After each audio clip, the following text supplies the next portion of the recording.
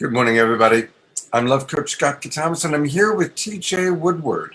And we are both going to be talking about spiritual solutions to some of the most challenging issues of our times: addiction, depression. And we are going to be sharing time with a pre-recorded interview that I did with Reverend Michael Beckwith, who is a good friend of TJ's and someone that I've had the good fortune to know for almost 40 years now. We go way back. And so the three of us are going to be conversing about this. The Reverend Michael part is part of a pre-recorded interview I did with him about 3 weeks ago. But I want to introduce TJ. Now, many of you know him already because he's been on several of the shows that I do, Straight Talk, Saturday Night Live. He is the founder, creator, and the man behind Conscious Recovery. And he's also been my coach. And I'm snobby about coaches because I train coaches. But TJ has just got this wonderful balance of wonderful wisdom and a big heart and a lot of compassion. So good morning, TJ. Good morning, Scott, and thank you for that. You know, I'm reflecting on that you've known Michael so long and how incredible that is. Good for you. That's so wonderful. And I think you were involved, at least in some way, in the early agape days. So that's really wonderful. Yeah, literally, we were meeting in the basement of the Santa Monica Miramar Hotel on metal folding chairs, like 15, 20 people. And he was kind of like this guy who had a vision and an idea, and it's been amazing watching his remarkable evolution. And as you know, he's the real deal. He is the real deal. Yeah. And to say a word about that, I know that when we were together in our last show, I said that I have, obviously the honor of being Michael's friend and also have collaborated with him. I was ordained by him at Agape. And, you and I, Scott, we get to meet a lot of people, right? A lot of the thought leaders in the world today. And sometimes when the camera's off and the spotlight's not on, we see a different person come through. But with Michael Beckwith, he is the real deal. He's the same if I'm having lunch with him and no one's watching, or if he's recording a show. So the reason I say that is he's someone who deeply, deeply, deeply practices spiritual principles. And as you said, he is someone that has had a big vision for his life, and his life that then would impact others. And I think really that's what all of us are here to do, is be of maximum service in the world. Yeah, you're absolutely right. There's a famous phrase, never meet the author, right? Right. Meaning that, sometimes we meet the author and it can be very discouraging, right? They're not who we thought they would be or who we wanted them to be. Right. But I gotta say, because I've met a lot of authors, when I've been doing previously my television shows and now the shows that I do online, most of my favorite authors I meet, and most of them are really actually quite beautiful, quite remarkable, and Michael is right at the top of it. So the reason we're talking about this is we're going to be playing, we're going to play a little bit, stop, talk about it. We really want to converse with you, our audience.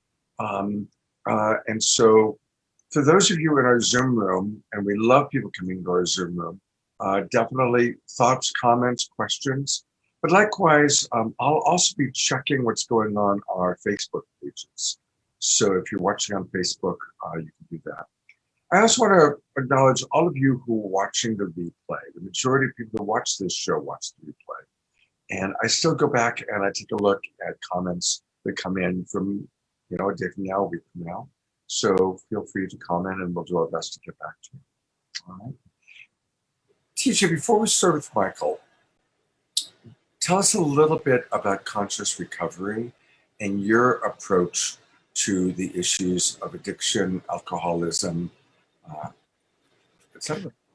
Yeah. And, this show's topic really sums up conscious recovery, and that is offering a spiritual solution to these issues, whether it's a mental health issue, addiction, and conscious recovery at the root, the foundational principle. And I always start with this because once we have this foundation, then everything else is really different than some of the ways addiction has been viewed and how it's been treated in the past. So the foundational principle of conscious recovery is underneath all addictive behavior is an essential self that is whole and perfect. And so starting with that, which to me is very much a spiritual statement, because I was reflecting on this earlier, because I was reflecting on this idea of whole and perfect. And I have had a couple of people hear me say, oh, well, I'm perfect the way I am, so I don't need to bother changing anything. And so that's really actually not at all what I'm saying, but there's a huge difference between blame and accountability, or self-awareness and self-criticism. And so when we look at the whole and perfect piece, we're talking about our spiritual essence or our true nature. And if those spiritual words aren't something that really work for you, we can say, you know, your true self, you came into this world, this little beautiful being of light, and then we were programmed to believe all sorts of things about ourselves and the world. And so starting with this foundation of wholeness and perfection actually facilitates more change. It doesn't actually prevent us from changing. When I understand that the behaviors that I have had that have caused harm in the world, and I assure you there have been plenty in my life, they've always been because I separated from my true nature and I started to believe that I was broken, that I was damaged, or that there wasn't enough in the world, so I had to grab more than my share, etc. So starting with that foundational principle in conscious recovery, then we can from there start to address the underlying root causes, which we identify as unresolved trauma, spiritual disconnection, and toxic shame. So that's kind of the conscious recovery 101. Obviously, I could talk for hours about that, but that's really those are the basic core tenets of conscious recovery. You know, and I love it because it goes along so beautifully with what we teach in Love Coach Academy. People say, well, what's the difference between being a love coach and a traditional therapist? And TJ, I always say, traditional therapists, God bless them, they spend many years learning how to evaluate and diagnose what's wrong with someone. Right. We don't believe in love coaching that there's anything wrong with anyone. Yeah. No one's broken. Life's just really challenging. Life is hard, and we have unique challenges. And if we come together in compassion for how challenging life can be, and then offering specific tools and practices, all together helping each other to remember who we truly are, which is beautiful, divine, spiritual beings having a human experience. So yeah, and that's really important, because I think life is difficult, and this is true for me. I love Byron Katie. She often will say, I don't know if this is true for you, but this is what my experience is. So my experience has shown me that when life is difficult, because, you know, things happen in life, you know, for whatever reason, we've come to a planet that's pretty dense in some ways. And when I say dense, you know, there's a lot of fear here. There's a lot of competition. There's all of this that we see in the world. And when I know who I really am, then I'm not being bounced around by the conditions of the world in quite the same way, or in at all, if I don't have that core connection, right? So you said it so beautifully, Scott. Recovery or spiritual growth, mental well-being, all of this is really a return to our wholeness. It's not a destination. It is a remembering, and you use that word, and I love that. And so the spiritual practices and tools at Love Coach Academy and Conscious Recovery, the similarity is in some way we're bringing ourselves back to that remembering, and that is what is different than many of the therapeutic models. Beautiful. Yes. I always appreciate how in alignment we are in our way of thinking, and in the compassionate approach to the people that we work with. Yeah. I want to read the first comment that came into our Zoom room, and please, everybody, tell us your thoughts, comments, questions. From Mark. He writes, thank you for helping with the inner transformation that was inevitable after the external pandemic evolutionary change. Hidden is now revealed where old patterns had to change.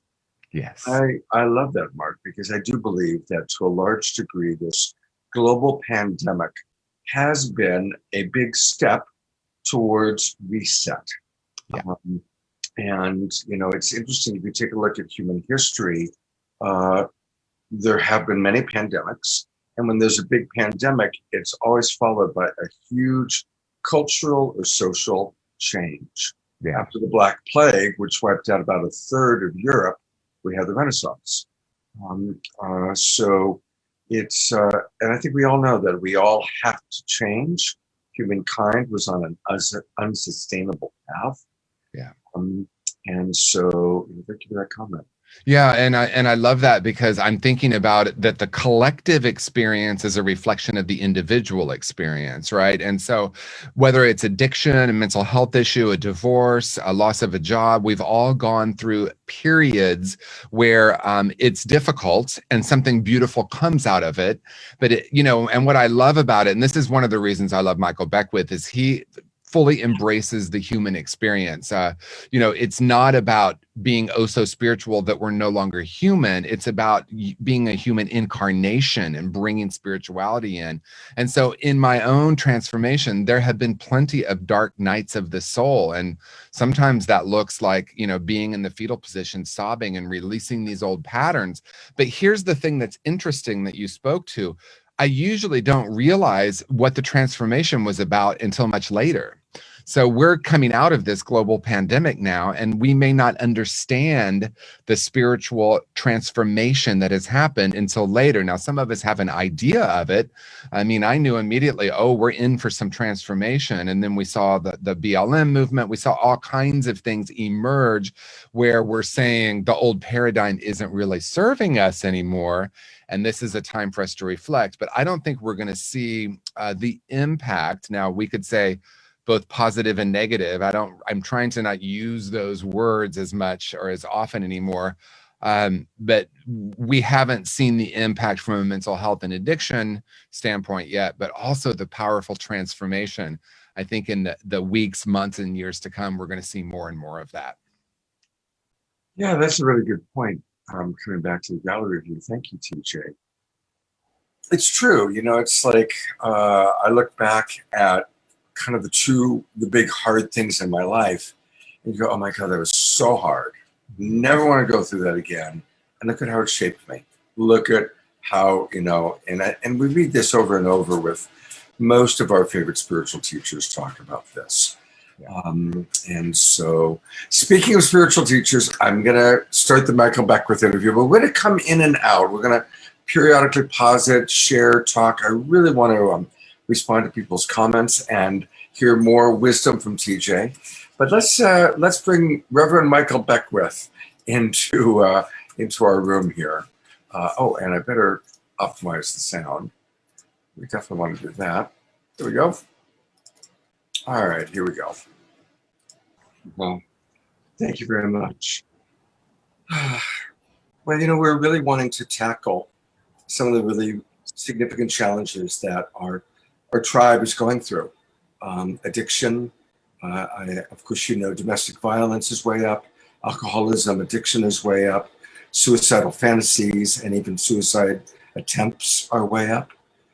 And so we're wanting to address that, and that's why we wanted to ask you for your thoughts on what we can do in terms of if it's ourselves, if we're challenged by these issues, and what to do when it's someone we love or care about.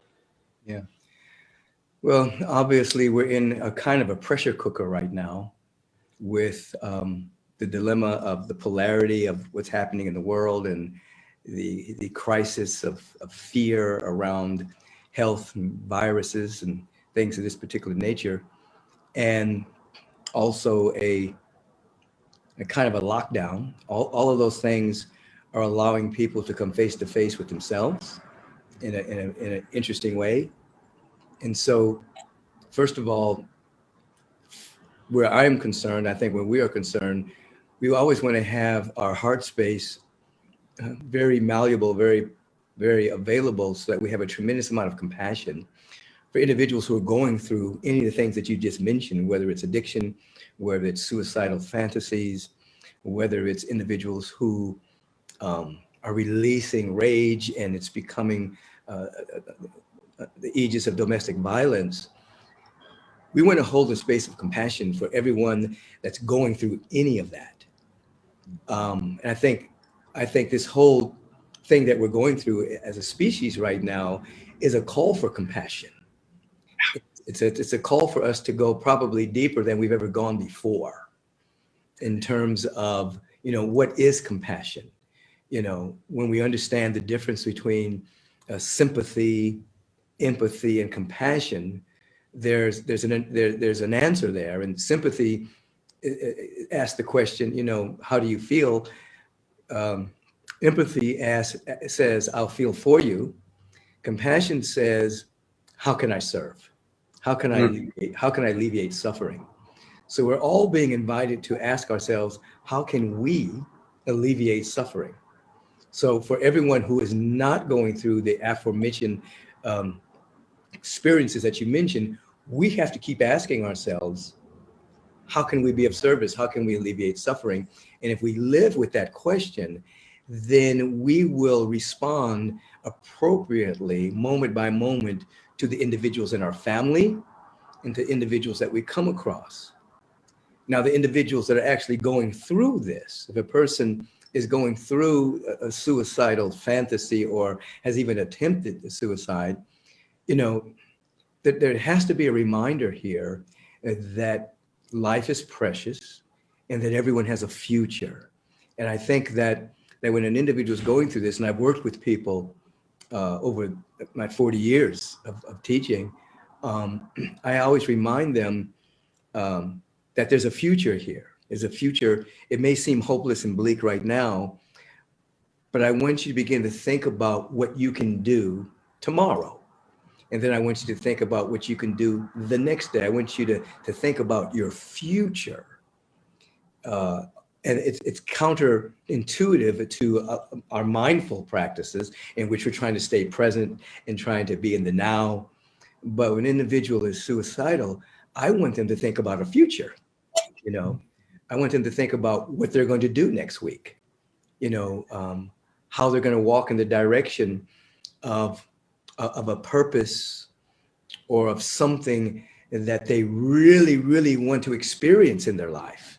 So I generally invite people to think about a future and to write down exactly, to the best of their ability, what they are going to do with their life next week. And then that becomes kind of a to-do list that keeps them thinking in the future. And then secondly, I always want whoever I'm talking to right now, I really want you to know that though it feels like it, you're not alone. That sense of loneliness invades the life of the best people, of people who, have really looks like they have it together on the outside. There's a sense of foreboding and loneliness that takes over people's life.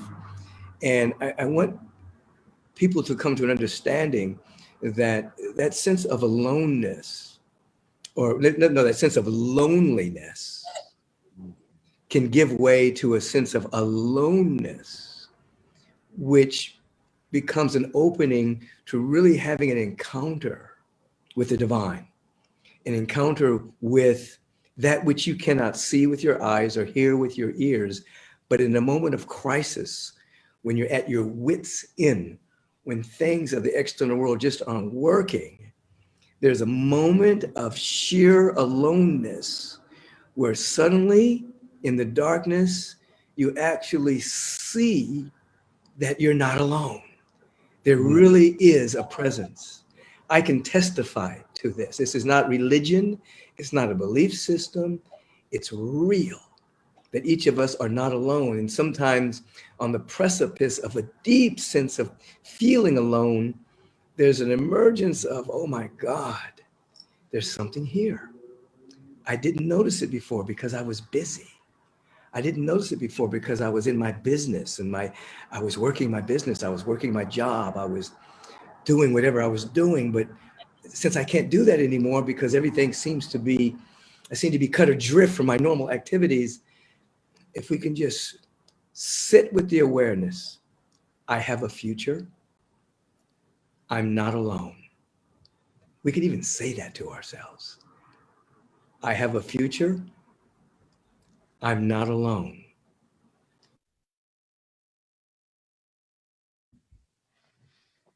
come back to TJ for a moment, because just both of those pieces are so strong. I have a future, and I'm not alone. Yeah, and as Michael so beautifully stated, that's the issue I think that would lead someone to feeling suicidal. I have in my life on 2 occasions had, what we would call suicidal ideations or suicidal fantasies, as you put it. And in both of those cases, it was that I felt that no one was there for me or no one understood me. I felt alone.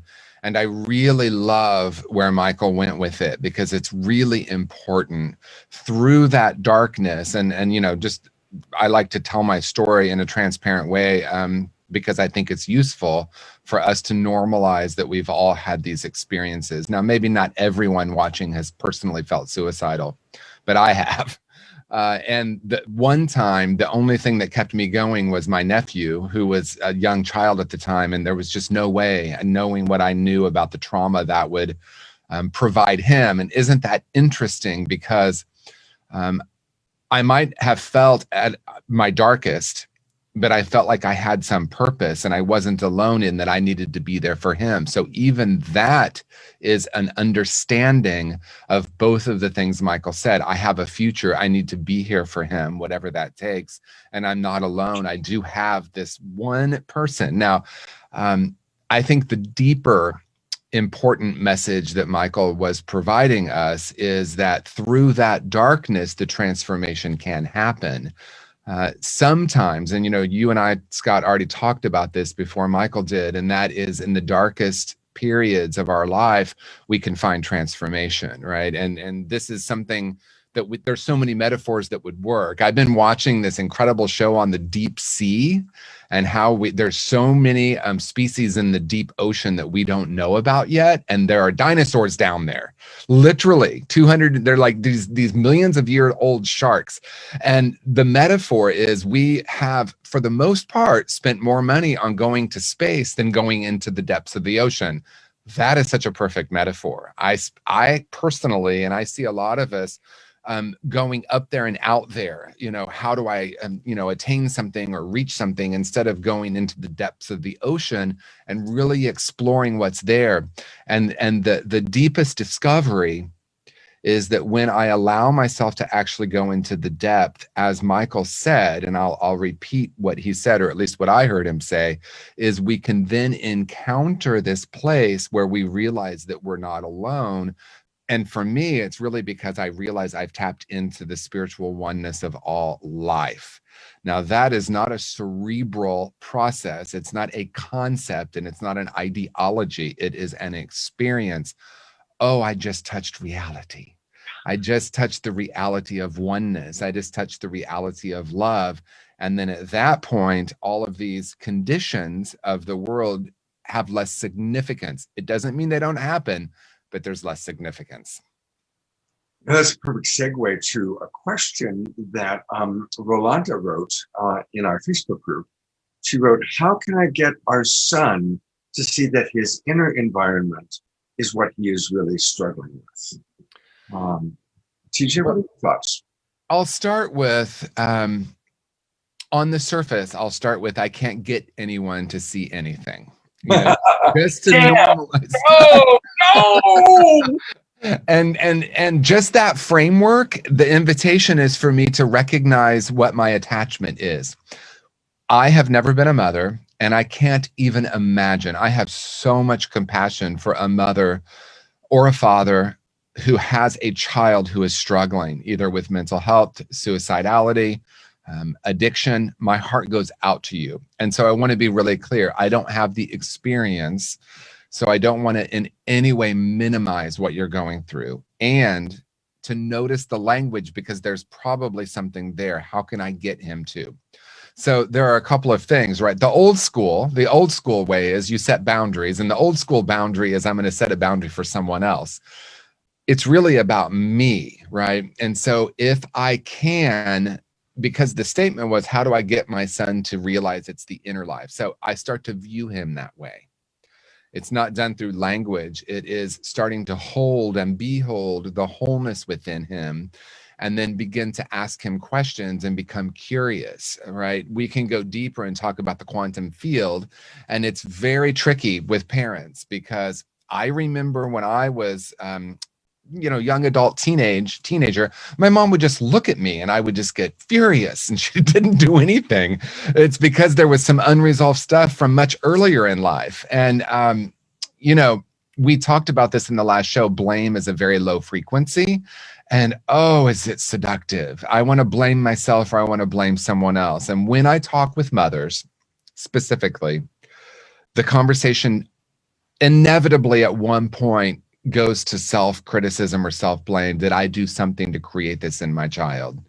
And so there's this really delicate balance of not going into blame, but being accountable. I don't mean being accountable for the damage you caused your son, but to recognize that we're in this relationship. And again, knowing what I know about what a child really needs, I don't know if it's possible to do that every single moment, to be present, to be open, to be there, to allow them to have their feelings. Most of us, have work, or we're driving around, we're taking kids to soccer, and sometimes we lose our temper. And sometimes, I've had a couple of things with my nephew. Oh my gosh, I can't believe I just said that or did that. Right. So healing comes in this moment. And really, really healing is about returning to wholeness. Return to wholeness in this moment, start to see that he is a whole and perfect spiritual being. And then from there, there's a frequency or an energy that can get created where I can start to ask questions about his inner life. Beautiful. I totally agree with all that. And two other thoughts that came to my mind, and then we'll get back to Michael. Yeah. Remember that it's part of every adolescent's nature to break away from their parents, and especially for a son breaking away from his mother, or a daughter breaking away from her father, because for most of us, the first love of our life is our parents, and especially the parents of the opposite gender. And then at a certain point, we have to break away from that so that we can interact and have relationships with our peer group. And so for most teenagers, especially teenage boys, breaking away from the mother is a whole thing, because there's that age where you still really want your mother's love and approval, but you also have to, you're exploring autonomy and independence and freedom of choice, and you need to break away. And there's that push-pull, especially usually through a few tender years of adolescence. So it's really important during those years to give a lot of space. Let the son, or let the child know, let the teenager know, I'm always there for you when you want me to. And you have as much freedom as you need, as long as there's safety. And it's a delicate balance. And as TJ said, it's all we can do is imagine.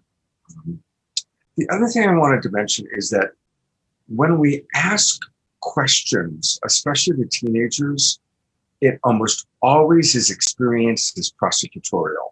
Even if we're being curious, they hear it as the prosecuting attorney asking us, well, why did we, and then they get even more defensive. So it's, I think, coming to the specific question, how to get him to understand, I love what TJ said, let's look at what it is you're wanting, but learn by example.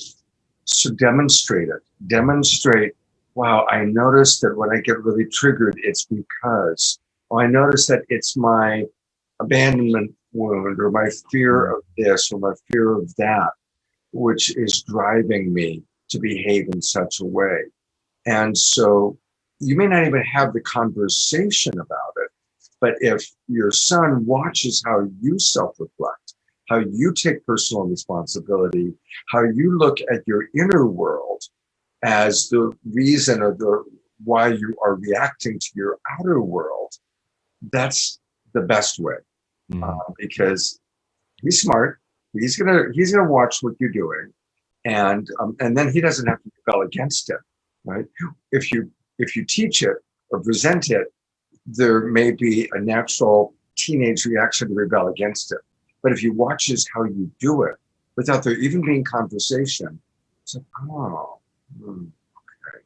So those are my thoughts, and now I'll come back to TJ, and we'll go to Michael. Yeah, I love everything you just said. That is absolutely right. And for me, it's also what I alluded to, and that is it's really energy, and we're all really aware of it. And if I'm holding a space of criticism or judgment, it is felt. And again, compassion, compassion, compassion. I have for mothers and fathers that are walking through this, and ultimately, it is about what's getting touched within me and how do I heal that. And I really love what Scott said about demonstrating rather than asking, because you are so right. And we're assuming this person, the son, is a teenager. He might not be. I've worked with young adults, and I will say for myself, when I was in my 20s, I was still pretty much a teenager in a lot of ways. I still am. I'm 65 and I'm still a very active teenager. All right, let's go back to Reverend Michael, and thank you, Chris and Sheila from Santa Monica, for your thoughts and your prayers and your comments. Really appreciated that. All right, let's go back to Reverend Michael for a bit. And then from there, we begin to sneak up on the fact that each being on the planet does have a purpose. There aren't any extra people. I don't care what the people say about overpopulation. There aren't any extra people. There aren't any mistakes. There aren't any do-overs from the present. Every being is necessary. Every being is meaningful to the unfoldment of what's trying to happen here. And if we can sneak up on the fact that everyone has a purpose, and the purpose that everyone has on the meta level is to reveal the cosmos or the presence in a way that has never happened before, because we're unique beings, you see. So the aloneness gives way to, there's something here that I haven't been paying attention to, you see. And then I do have a future. And then I matter, I'm significant. I'm not an accident. I have a purpose. So if we ask, if an individual is in the throes of a suicidal tendency, I'm not alone. Sit with that. I'm not alone. I'm not alone. I have a future. I do have a future. And I do have a purpose. If we lean into that, little by little by little, there would dawn on our awareness. We will catch the sweet whispering of life, beckoning us back to ourselves. And oftentimes in our darkest hour, and I don't speak from someone sitting on an ivory tower. I can remember a number of years ago where something had happened in my life. And I remember those suicidal thoughts went through my awareness, you know. And then I thought about my parents. I thought about, you know, how that would affect everyone. And I came back to myself, you know. So I'm not speaking from, you know, some clinical psychological training. I'm speaking from my own life and then my own awareness of the presence that's never an absence. So if one can just kind of contemplate that. And then fourth, if you're in the throes of something like that, please, please, please reach out to anyone. Even if they think you're crazy, just reach out and say, I need some help. I'm having trouble here. Talk to me for a moment, you see.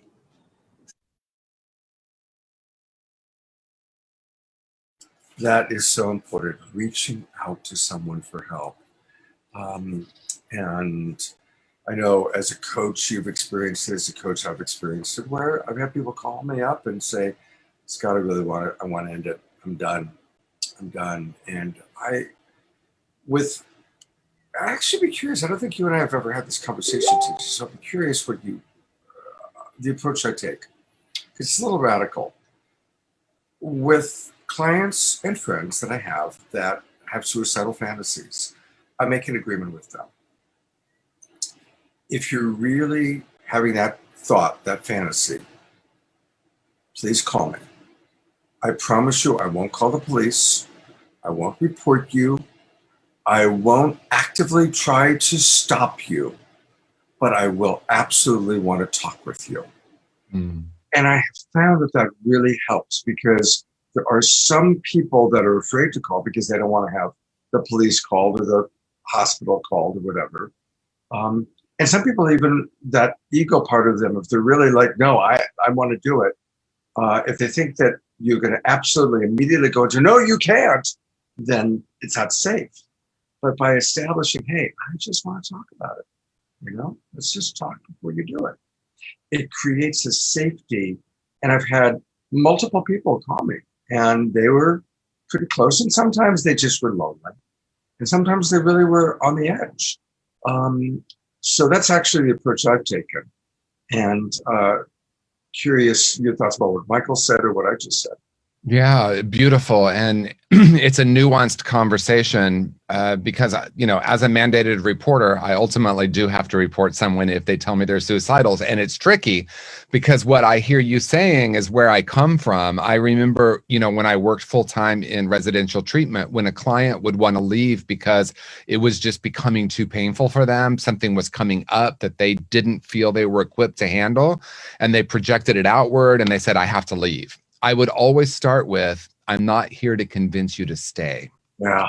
And I think it's the same with this in my experience, because someone that is at that place will want to be heard. Now, they may not realize that. And so if I come from, because I have said to myself and to clients, it's a valid choice if that's what you choose. Right. And that takes away, and that could be radical, right? That could be seen as radical. And the reason I say that, first of all, is there is no death, really, right? So spiritually, I can feel comfortable saying that.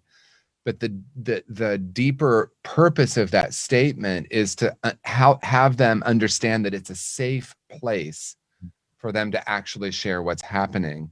And there's something really powerful that happens when I move into openness with them, instead of like, oh gosh, I've got to convince this person they shouldn't do it. Yes. And it's a felt sense that they have, and that is true with someone who comes to me and says, I've been in recovery for 3 years and I really want to drink and use drugs. I start with saying, I'm not going to try to convince you not to.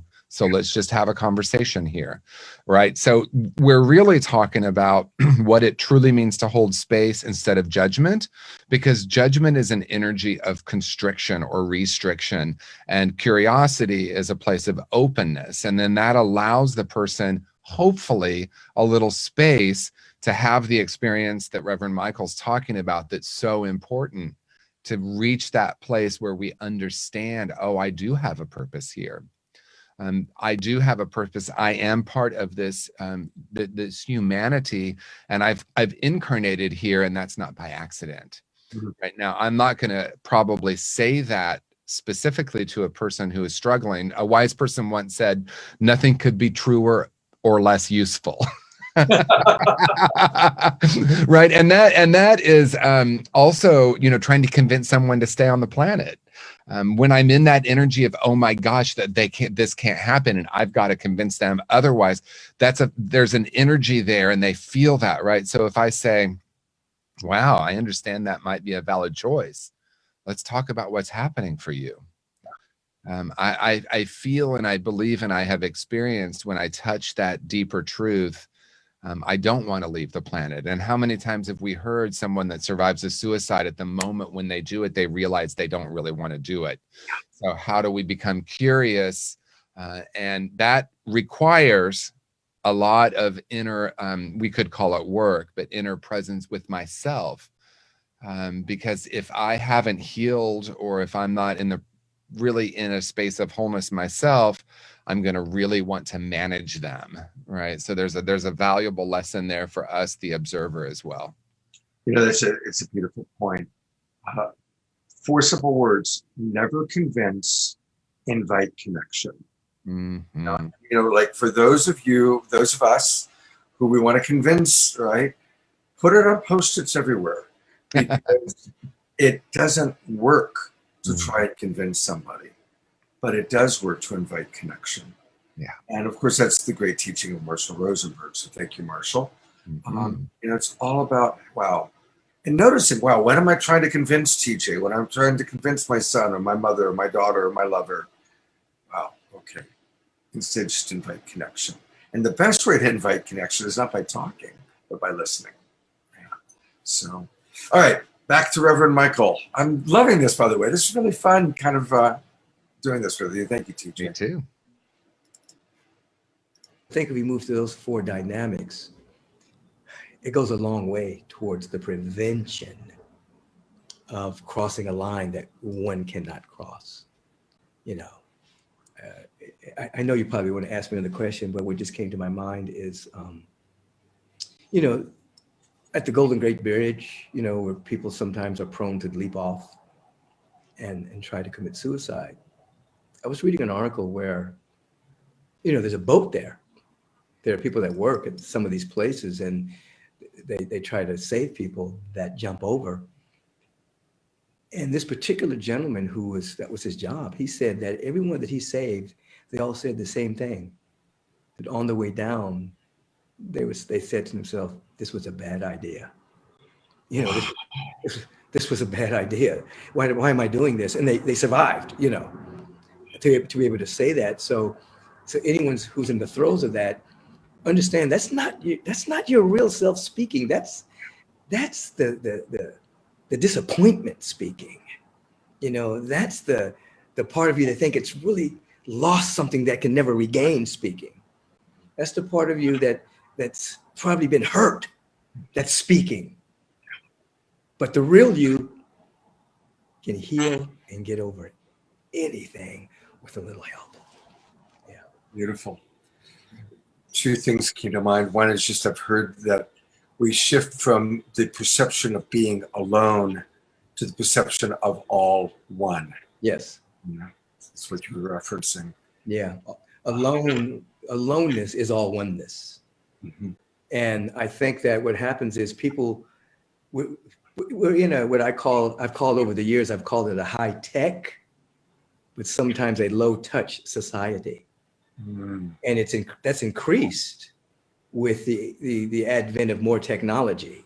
You know, it's been very high tech, but low touch. Yeah. You know, and with the advent of that, the sense of loneliness has increased, even though people are chatting and doing things on Facebook and Instagram and all of that. The sense of connection has diminished. So that what we're inviting ourselves to do is to come back to what you just said, that sense of aloneness. What I was leading was that everything has been so busy, but we get to that sense of, we pierce the veil of loneliness, and we come to be just being alone. Just being alone, and being alone is sweet. It's wonderful. Your connection with yourself. You look at your own thoughts. You can see, is that thought worthy of me? Is that an inspirational thought? Or is that a thought that's coming out of a sense of loss? You can actually look at all of that and then choose again. But it's very difficult to do that when you're all in the busyness of life. But when you're alone, you get to the point where, oh, I'm not alone, and I'm all one with the one. You see? Yeah, absolutely. Beautiful. Well, that's a good spot for us to come in for a moment. And you know, one thing I've noticed about people that are uncomfortable being alone, it's one thing to be alone in your home, in your apartment. It's another thing to be alone in nature.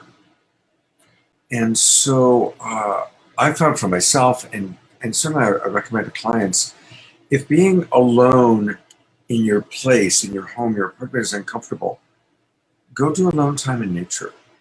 Because there's something about being in nature that we can focus on the beauty of nature. But if we're still by ourselves, we're not with another human being, maybe with the dogs. I love to be in nature with my dogs. it's a good time to it's a good place to self-reflect. It's a good place to drop into, okay, what's really going on with me? What's really going on in my relationship? Why am I doing whatever it is I'm doing that I want to change? So I just wanted to add that piece, and love to hear your thoughts on that. Yeah, so beautiful. And I love that there's one mind that Michael, spoke about the people jumping off the Golden Gate Bridge, and we had just spoken about that. And I Yes. love that synchronicity. And what Michael's really speaking to, and Scott, what you are speaking to as well, as really ultimately we become the observer. He talked about a recognition that the collection, he didn't say this exactly, so this is how I interpret it, a collection of stories, ideas, and beliefs. When we understand that's not who and what we are, and when we tap into that alone, all one, that all oneness that we've talked about, then we become the observer, and then we can start to look at, and I love that Michael said, is this thought worthy of me? Like, let's take a moment with that. Is this thought worthy of me? Is this thought an inspiration?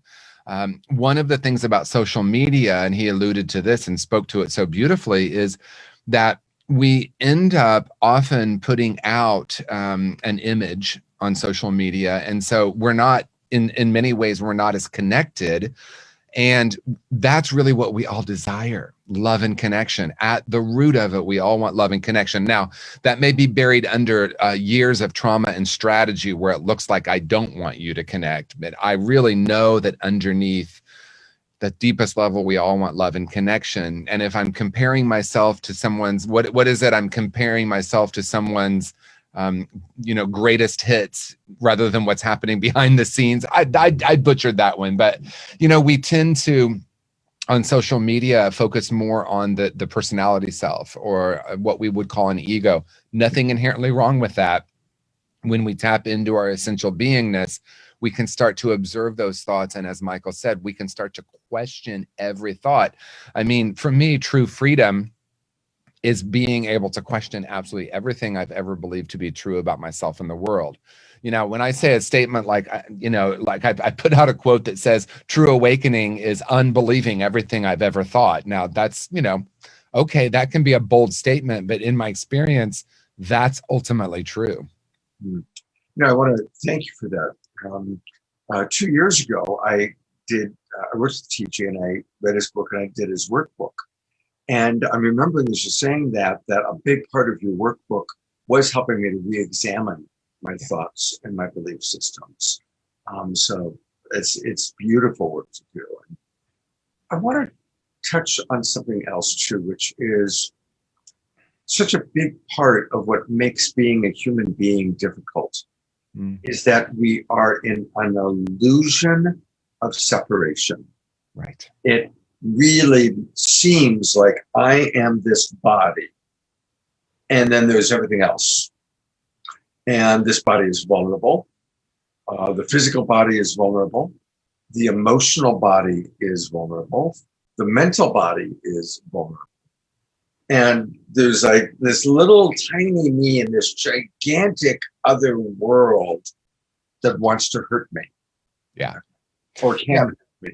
Yeah, because we've been trained that we're a separate self. And innately, there's a place within each and every one of us that understands that's not the ultimate reality. So when we talk about, because I think the mind is a tricky little playground. We think it's either this or it's that, right? So if you hear me and Scott and Michael saying, really, we're all one, but wait a minute, I have this skin, I can see that I'm a separate being. And so I think that the process of life, and perhaps why we've come on planet Earth, is to recognize that there's oneness and I'm a separate being, but not really, truly, not ultimately. In relative reality, I have thoughts, I have perspectives, we have something called countries, we have something called gender, we have something called age, all of these things that get passed down, and this means that. I mean, how many times have you heard someone say, well, I'm in my 50s now, so this means this, or I'm in my 60s, and I, at very least, we want to question all of those paradigms. And so it is true that ultimately we're all part of one organism. And I think, we'll look back at this time historically and say, oh, wow, there were some people pointing to it. They almost got it. That we're all part of one organism, that we're cells in one spiritual body, and really understanding that and then honoring, so I have this skin suit, as we might call it, and I have this experience that might be uniquely me, but ultimately the true experience is the oneness, the at oneness, the all oneness that we're speaking to. And so it's really both. It's not one or the other. There's a really wonderful, talking about the time that we're living in, TJ. I don't know if you're familiar with this. I talk about it a lot, and I learned this from Deepak Chopra, about the most ancient sacred texts that have survived, that are not just sitting in the basement at the Vatican Center, are the ancient Vedic scriptures written in Sanskrit about 7,000 years ago. And in the Vedic scriptures, God is known as Brahman. And in the Vedic scriptures, Brahman is given 26 principles. Fast forward 7,000 years to today, and in quantum physics, now our scientists, our most sophisticated science has proven that we all are living in a unified field of ever-changing molecules. And guess what? Our scientists have determined so far that there are 26 principles of the unified field. And those 26 principles of the unified field perfectly correlate with the 26 principles of Brahman written 7,000 years ago, which means we are living in this incredible time when our most ancient sacred spiritual texts and our most modern science comes together and explains the same thing. We are not actually separate. We are in the illusion of separation.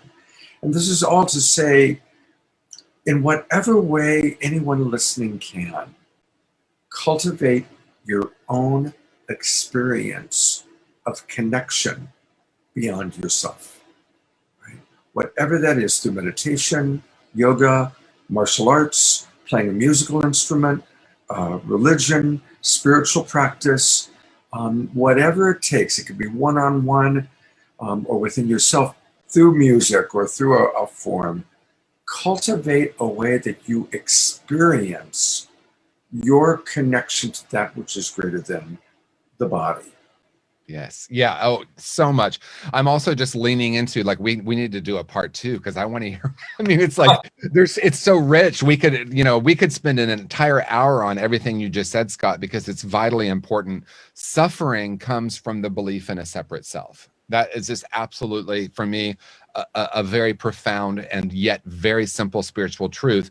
And how it correlates to our conversation is, when I believe I'm a separate self, then of course there are going to be times that I feel suicidal, because this whole thing that we've constructed as a separate self no longer works. And I was talking with my friend Jeremy that I noticed that I hadn't been talking about something that I used to talk about a lot, and that is the word disillusionment. I'm disillusioned. Well, listen, really lean into that word, disillusioned. I am moving away from the illusion of separation, the illusion of scarcity, the illusion of fear. And so when we tap into ultimate reality, as we've been talking about, at this all oneness, when we tap into that, we can be really disoriented because we're growing in awareness. And yes, it's true that science and spirituality, or, the way I've said it is that science is now confirming what mystics have been teaching us for thousands of years. And that is, there is one life, that we're each an expression of one life. And to really understand that is to change the nature of reality in our individual and collective experience. And so for me, it's twofold. What are the practices that help me to experience my true nature?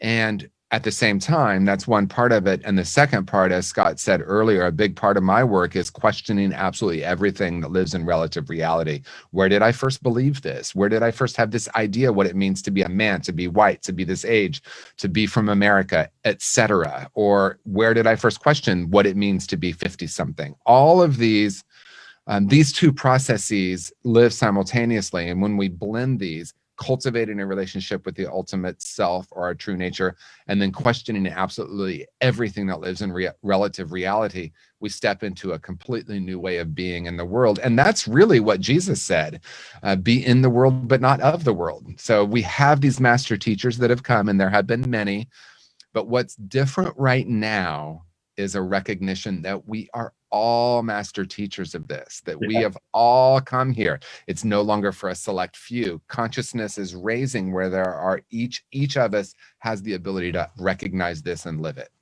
Beautiful. And yes, we have the same idea because we're only 13 minutes through a 47-minute Michael Beckwith, so we will have to do a part 2. Yes. And 2 quick things. We'll go back to Reverend Michael for a little bit, and we'll wrap up, and we'll do a part 2. Yeah. Whatever each of us can do to cultivate faith, to cultivate connection, so important. Like TJ, most of the people I work with as a coach are in crisis. Yeah.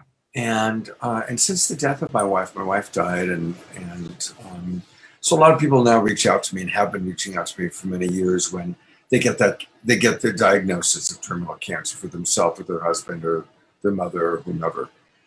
And so all day long, I'm dealing with people that are in crisis. And I want to tell you, the people that have faith or a practice, it's so much easier than the ones that don't.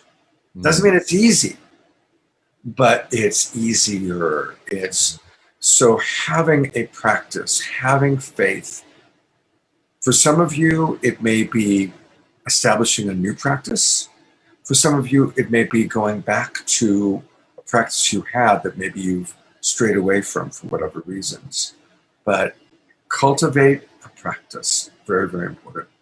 The other thing, just to riff on something that TJ said about who we truly are, I had the good fortune many years ago, I'm 65 now, when I was in my 30s, I worked with a hypnotherapist, and I went back into early childhood and even back further, but I'll just keep it at, I discovered that so much of who I thought was me, so much of who I thought was this unique me was just childhood patterning.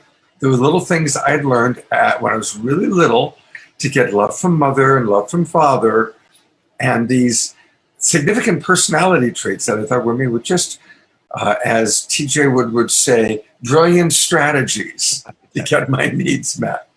So, it's a fascinating exploration to keep questioning, to definitely keep questioning.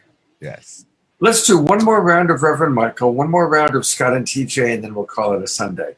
And thank you, everybody. Really appreciating your comments. So thank you very much. And let's see where Reverend Michael's going to go next. I want to ask you about kind of moving into addiction and domestic violence. Of course, it's always rooted in pain. Yeah. And and even suicidal fantasies is often, I just want the pain to stop. I just want the pain to stop. And then we make a desperate choice to try and stop the pain. Usually most domestic violence, they were just trying to stop the pain. And God, they had a gun and they threw a fist. So I'd just like to address your thoughts when either we are in that level of pain, or again, of course, having compassion for someone when they're in that level of pain. But especially when drugs or alcohol have become the habit, the habitual compulsion to avoid the pain. That's right.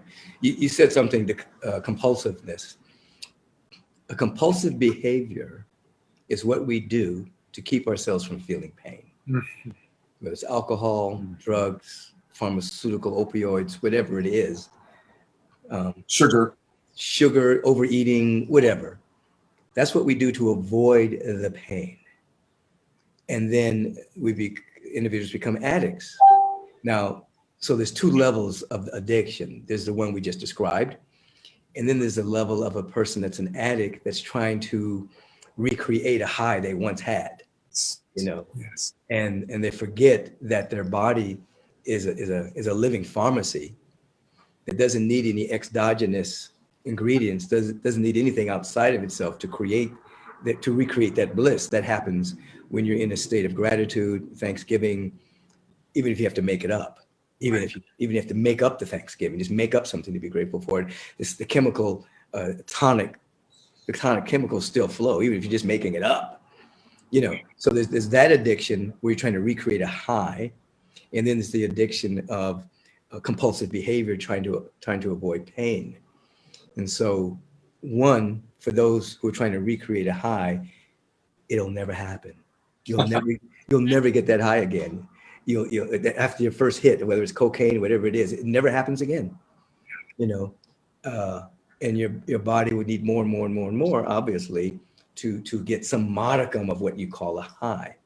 So that kind of addict needs to be reminded that they're in search of themselves. Mm. The elusive high is the elusive real self. And whether you hit rock bottom or whether any of these words that we say gives you an insight, begin to pursue a different path that's going to bring you to yourself. If you're trying to avoid pain, you know, in the human experience, pain is inevitable. It's inevitable. Somebody's going to die. Somebody's going to lose a job. There's going to be a downturn in the economy that's going to affect people.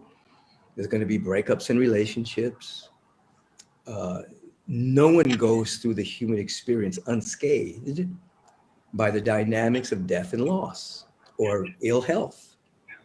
Even if it's not your ill health, maybe it's the ill health of a beloved friend. You see, so we're not gonna avoid it. You see, the idea is that we have to embrace it as an inevitable part of the human experience, but embrace it in a way that allows us to totally embrace it so that we have moments of transcendence, not avoiding, not burying it under the rug, not pretending it's not there, but it's a total embracing. So if tears need to be shed, tears can be shed.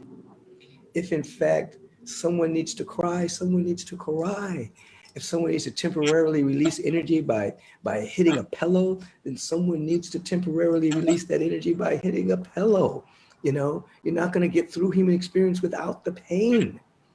We can get through the human experience without long-term suffering, because suffering is the story we tell ourselves about the pain. You see, we tell ourselves, you know, this shouldn't have happened. We go into wishful thinking. If I only would have, should have, could have, I would have done this, then this wouldn't have happened. Or if she hadn't done this, then that wouldn't have happened. We come out of wishful thinking and we get rid of the story of what could have happened and didn't happen, realize total acceptance. Whatever happened, happened. This person left me, or I had to leave this person, or I got fired, or whatever the thing is. Yeah. Total acceptance of it. And then from total acceptance, we're able to harvest lessons that we're learning. And then we're able to go into deep moments of forgiveness of ourselves and anyone else involved, so that we're not trying to run from the pain, but we're not trying to create a story around it that leads to long-term suffering. You see? And this is not, it's not playtime. This is all work. Yeah. You know, this is really introspection. This is real work, you know, that one has to take on. And sometimes we want to take the easy way out. We want to drink something. We want to smoke something. We want to pop a pill. We want to do something to take the easy way out, only to discover that when that stuff wears off, we're still there. Yeah. Whatever happened still happened. Yeah.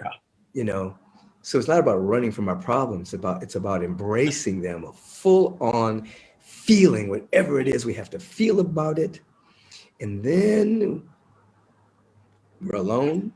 And in that moment of aloneness, we get a light, we get an insight, we get this is going to pass.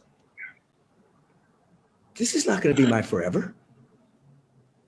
My forever is not going to be a song about how this person died or left me, or the job I lost, or the account that I lost, or the body temple that failed me.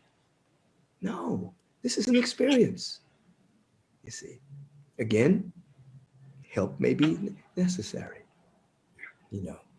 So anyone who's going through addiction, either through trying to catch the elusive high, or trying to avoid pain and making it a compulsive behavior, there's nothing that's going to satisfy until you actually open the door and be with the pain and be with whatever happened.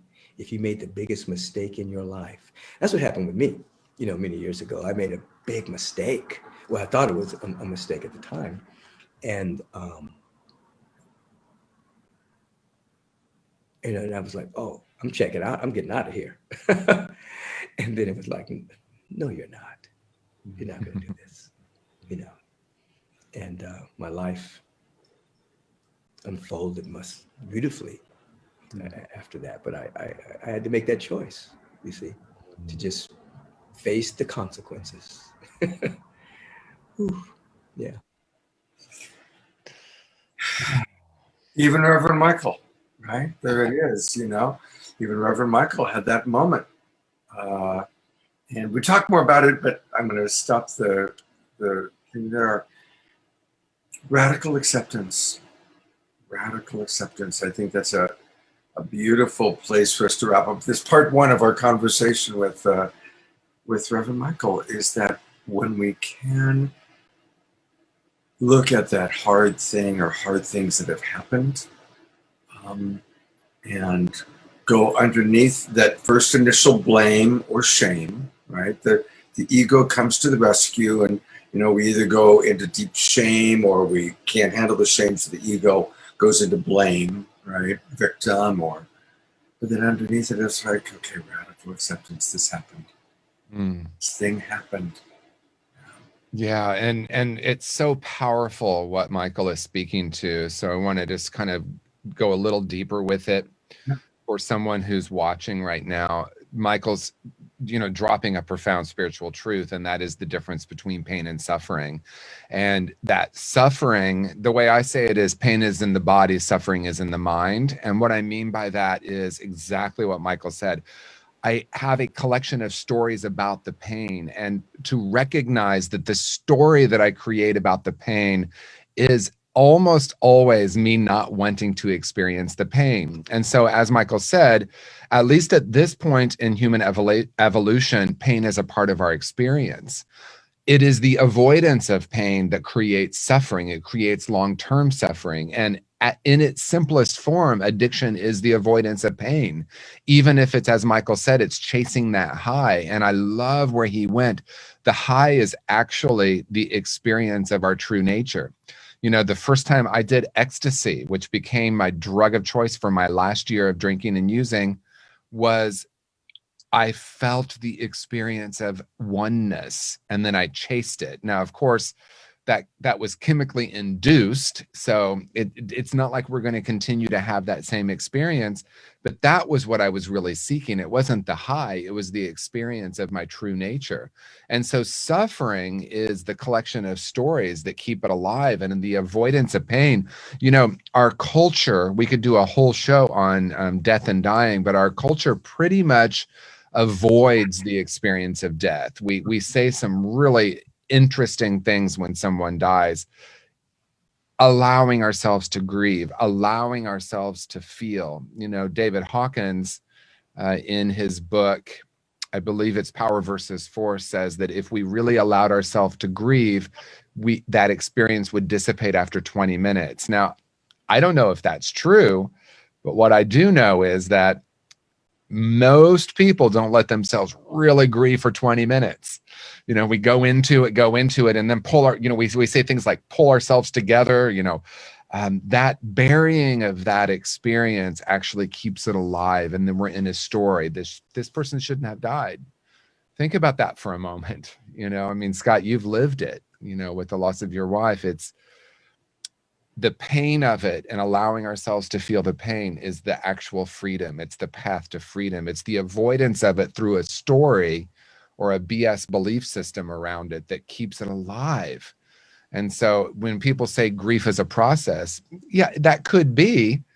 And then I become curious of what might happen if I simply allow myself to feel what I'm feeling without the story. So that's something that I offer. What would you be experiencing without the story right now? Absolutely. I'm going to read comments. This is some great comments that have come in. But here's a fascinating little statistic from the people who study these things. 94% of the time that our reptile brain is triggered, it's from our own thoughts. Our ancestors were living in constant physical survival. Right. They really were in constant threat. We're not. We're very rarely in physical survival. But 94% of the time that our reptile brain gets triggered and we go into defending ourselves, it's from our own thoughts or our interpretations. Yeah. Why is TJ looking at me that way? Right. What do you mean by that? Right? How many times have you're neutral and somebody that you're in a long-term relationship with, you just look at them. What is it now? We've all been there on both sides of that, right? Yes. And it's the imagine not now. Yeah, exactly. Okay, so some beautiful comments. Mark writes, I just watched the film Unsinkable at the Illuminate Film Festival, which I was very involved in supporting. Nice. And it will help anyone in crisis to know that they're not alone. A fantastic film that's being released at the perfect time. Yes, thank you. Unsinkable. Beautiful. Kay writes, wow, suffering is the story we tell ourselves about our pain. Yes, thank you, Mike. Thank you, Michael Beckwith. It's like we blame ourselves in nuanced ways, even, and then there are times we blame others for our pain. When pain is pain. It just is. It's our human experience. Like you just said, like Michael just said, we have to feel it. We have to mourn. We have to grieve. We have to pound the pillow. Maybe many times we feel it, but then as we feel it, we let it move and go through us. So thank you, Kay, for riffing on that. Stories allow us to avoid the pain. Yes, that's right. More comments coming in real quick. I want to give you just this quote from Byron Katie that I posted yesterday. It's so timely, and I love this. I love her simplicity, and I mean that with utmost respect, because she distills it into a very simple and powerful statement. All suffering is either remembered or anticipated. Yes. So I'll say it one more time.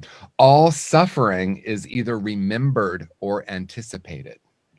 So as Scott said, it's not really, unless someone has a gun to my head, it's not usually, I would say 99.99999% of the time in our current culture, the suffering is a memory or an anticipation. And actually, when someone, a wise person, I don't remember who, once said to me, fear is really the imagined past being re-experienced. Right. So suffering is either, even the anticipation is in some way, oh, here we go again, right? Or I don't want this to happen again. Or why does this keep happening to me? That is true suffering. Again, it's the thought, it's the belief, it's the frequency. It's really something happening internally. And I love that study, Scott. That's fascinating to me about the brain. So what's the opposite of that fear of the future or the remember the pain of the past? Is absolute presence to it. Absolute presence. Yeah. And it's what every spiritual teacher that lives it is living. Yeah. When we're with someone, just that incredible presence. And sometimes we're present to suffering. Yeah. I think most of us, if we've been present to a powerful moment. Those powerful moments are moments of great joy, and sometimes the moments of great change. I've been with many people as they've died, including my animals and people, and it's a powerful time. And I was very fortunate with the death of my wife. the way it played out, there was no time to search for a miracle cure. It was about, she's got 3 days to live approximately before her brain is going to have this thing happen and she's going to die. And so it was like just being fully present to these final days, which became final hours, became final minutes, which became the final breath. And because I had a lot of supports, I was very well supported, I was able to really be present for it. And I've often said, and it sometimes is surprising to people, but truly, honestly, her final breath was absolutely the greatest moment of my life so far. Yeah. Now I burst into tears, and there was the part of me that, oh my God, she's, she's gone. But then there was also the greater part of me that experienced the beauty of her transition. And we all experienced it, we all felt it. And it was incredible. I mean, it was really, really beautiful. And because I had the support to be fully present to this powerful moment, it didn't get lost in the pain. And I'm really grateful for that. I'm really grateful that I had the right support to really kind of take that ride with her in a sense. We all took that ride with her to a degree. Go ahead. Yeah, you're speaking. I mean, that's so beautiful, right? Because you weren't going into the suffering, this story, this should or shouldn't be happening, or am I doing this the right way? Or what if there is a miracle cure, and all those things that the mind wants to do, and it has a place, right? This is not about getting rid of the ego. And then there's these moments of surrender where you say, oh, we have 72 hours here. What are we going to do with this? And how do we be present? I'm reminded, I heard a speaker once who worked many years in hospice, and her talk title was "What Death Teaches Us About Life." And that title is so powerful because, being really present with someone, and that's really, it kind of comes full circle to our question about how to be present with someone in an addiction, whether it's your son or a loved one. It's really presence. Am I being present with, because I'm present for someone suffering, as you said, Scott, because addiction is suffering. It's not pain. I mean, it can be pain, but it's also almost always suffering. And what we mean by that is how we laid that out. This shouldn't be happening. I shouldn't be an addict. I'm a bad person. My son shouldn't be doing this, etc. That's the suffering. And when I can be a witness to that from a place of ultimate space and presence, a friend of mine said, this thing about holding space, that just gets overused. And so I want to clarify what I mean. It's what Scott just said. When I'm fully present, and I'm not, as Byron Katie said, I'm not in the anticipation or the regret, that's a paraphrase, but when I'm fully present with someone and looking for the divine opportunity in this moment, that is holding the space. And then something miraculous occurs that has nothing to do with my plan or my scheme or my strategy. Our mother, Rolanda, who had written earlier about her son, thanks us. And she says, connection is so important to human beings. But my son says, I'm not running from any pain. I have no pain. Right. He's deep in addiction. He has pain, but he won't see it. Yeah, I've worked with clients. It's interesting you're saying this, Rhonda, because earlier I thought, gosh, I remember I've worked with clients that say, I don't have shame. I don't have trauma. I'm not running from anything. I like getting high, and meeting them where they're at. So I would, this is what I have done is, what is it about getting high that's so wonderful for you? Let's talk about that. And really almost from a place of enthusiasm, right? Because in conscious recovery, we don't call it a coping mechanism. We call it a brilliant strategy. I have a very quick, we can get into this at another time, but it's the 4 steps to personal freedom. And it starts with really being grateful for the strategy. And that goes against so much of the conditioning. We've been taught that addiction is bad. We might even be taught that the person is bad, even using these terms like addict. I was reflecting on, I don't think anyone would say, hello, my name is Susan and I am cancer. We wouldn't do that to someone. Right. And so there's been an evolution happening, and I understand the importance of that historically. We're in a new time, right? And so starting with gratitude. I will encourage a client to say, thank you, heroin. You have been so wonderful to me. Thank you. Thank you. You've saved my life. Ooh, I love you. I love the experience. And then we go into all the ways that it has served them. Starting with that, and then ask, in what ways has it not served you? And then what do you truly desire?